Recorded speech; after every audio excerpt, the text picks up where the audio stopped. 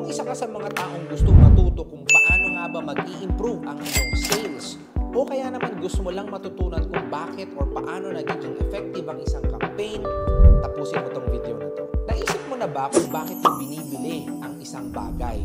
O bakit mo hinahanap ang isang bagay?